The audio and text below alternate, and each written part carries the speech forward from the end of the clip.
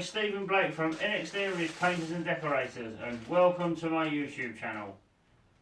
In this tutorial I'm going to show you how to store your roller overnight or store it for a few days if you're going to use it in the same colour. I just want to say guys, if you're not going to use the roller within a few days, please wash it out. Right, what we need for this is the carrier bag and a roller that I've used today. We just simply get the roller,